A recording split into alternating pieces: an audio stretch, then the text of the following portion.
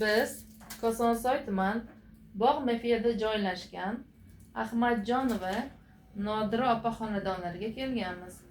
Ushbu xonadonga Mikrokredit bank Kosonsoy tumani filiali tomonidan aholi daromadlarini oshirish uchun 10 million so'mlik mahalla loyihasidan kredit evaziga tikuv mashinasi va xom ashyolar sotib olib, tikuvchilik yo'nalishi bo'yicha loyiha paket kiritilgan.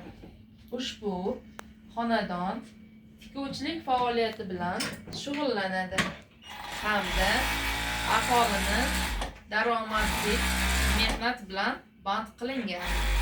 Ushbu orqali 2 nafar fuqaro ish bilan ta'minlangan.